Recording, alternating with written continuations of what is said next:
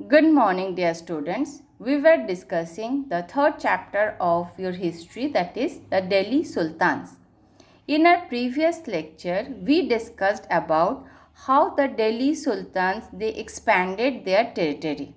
How they expanded their territory from a garrison town to the empire. And this they were done by two phases.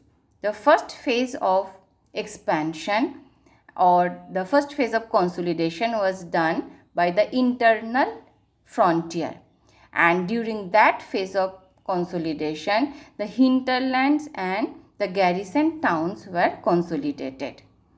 And in the second phase of consolidation, that is external frontier, the Delhi Sultans, the military expedition was there towards the southern part of India.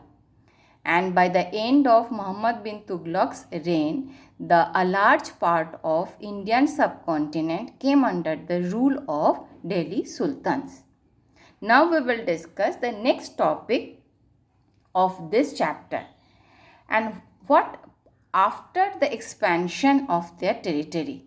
Territory expansion के बाद क्या है? The Delhi Sultans, they thought to establish more and more number of masjids. You can see the picture of masjid here, and this masjid is located in Karnal itself.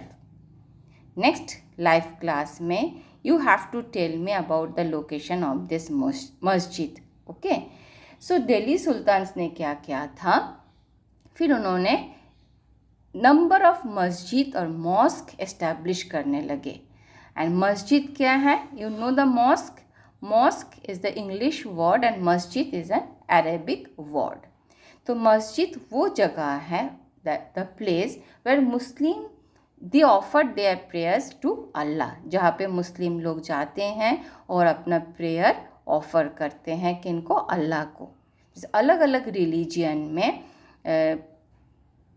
Prayer place अलग अलग होता है. Hindus कहाँ जाते हैं? Hindus जाते हैं temples में to offer prayer to their God. Hindus God is कौन है? Lord Shiva, Lord Shiva, Lord Vishnu, Lord Krishna, है ना. 12 को कृष्ण जन्माष्टमी है, the birthday of Lord Krishna.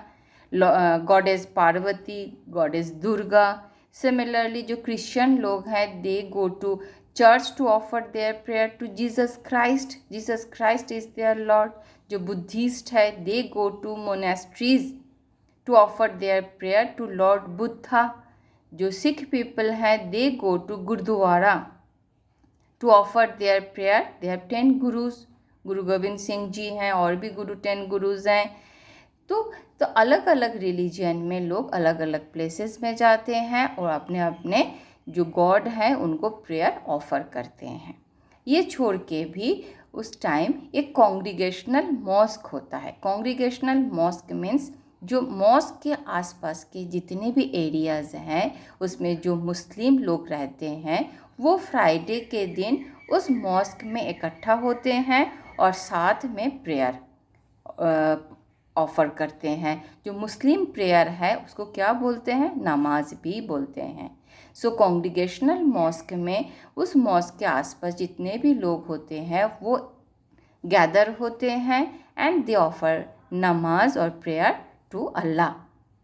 उस दिन प्रेयर के बाद, नमाज के बाद जो इमाम होता है, इमाम means the religious preacher of Muslim, जो who is an educated, learned, who know about the Islam, the Muslim religion. तो इमाम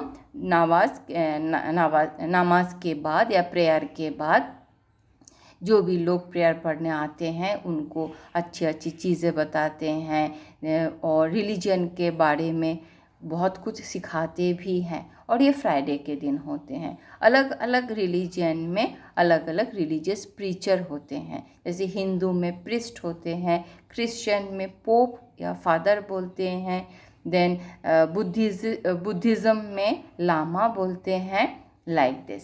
ओके. अब जब मुस्लिम लोग प्रेयर करते हैं, प्रेयर ऑफ़र करते हैं, वो एक डायरेक्शन की तरफ फेस करके प्रेयर करते हैं. आप जानते हो, अगर आपने सुना होगा कि मुस्लिम वेस्ट की तरफ फेस करके नमाज पढ़ते हैं। क्यों? क्योंकि एक्चुअली वेस्ट की तरफ तो ठीक है, लेकिन मोस्टली दे स्टैंड फेसिंग मेका, और यू कैन से मक्का और मेका की तरफ फेस करके वो नमाज पढ़ते हैं। क्यों? Mecca is the spiritual head of Muslim, एक जगह है जो मुस्लिम के स्पिरिचुअल हेड वो लोग मानते हैं। ऐसे हिंदूज किस तरफ फेस करके प्रेयर ऑफर करते हैं? Do you know? Yes, east की तरफ फेस करके हम प्रेयर ऑफर करते हैं। सिमिलरली जो मुस्लिम हैं वो मेका की तरफ फेस करके नमाज पढ़ते हैं या प्रेयर ऑफर करते हैं। और Mecca is to the west of India, India के वेस्ट में वो प्लेस है। That is why in India Muslim they face towards west to offer their prayer. So let us see what is written here. What is masjid? You can see the cursor. A mosque is called a masjid in Arabic. Masjid क्या है? It is a place where a Muslim offer prayer to Allah. Then in a congregational mosque, Muslims read their prayers together. Prayers means Muslim prayers is also known as namaz. Imam, who is Imam? The preacher of Islam, who is an educated, learned person and he knows about their religion, Islam. Imam delivers the sermon, which is sermon is also known as khutbah, during the Friday prayer, and during prayer, Muslims stand facing Makkah. In India, this is to the west, this is called Qibla. Qibla means this is the incidents that the Muslim they face towards Makkah to offer their prayer. This is called Qibla. Okay, next here I am showing you pictures of various mosques. अलग अलग mosque की pictures मैं आपको दिखा रही हूँ.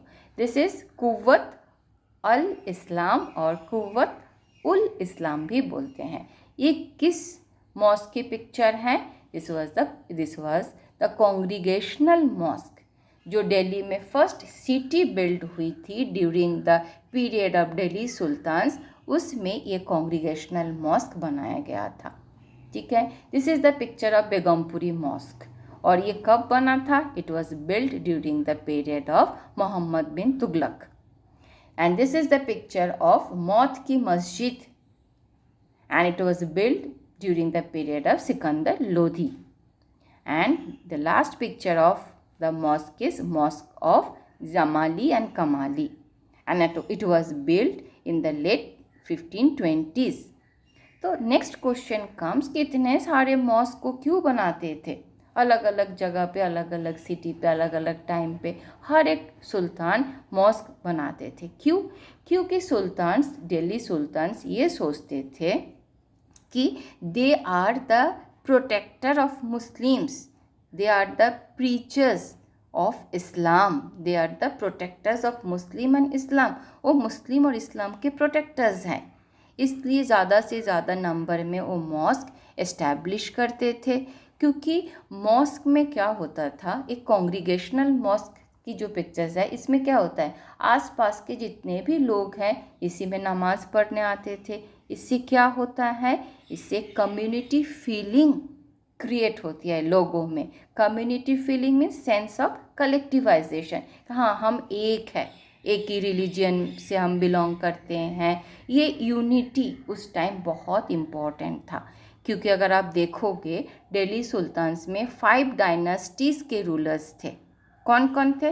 पहले Turkish rulers थे, उसके बाद खलजी रूलर्स थे, उसके बाद तुगलक, उसके बाद सैयद, उसके बाद लोधी. तो ये जो डायनेस्टीज़ थे वो अलग अलग part of the world they came to India and they started ruling the India. तो अलग अलग जगह से आने के कारण उनमें यूनिटी उतनी नहीं थी, बॉन्डिंग उतनी नहीं थी. तो इसलिए सुल्तान्स को लगता था ये बॉन्डिंग बनाने के लिए, यूनिटी बनाने के लिए ये मॉस्क का एस्टैब्लिश करना बहुत इम्पॉर्टेंट है.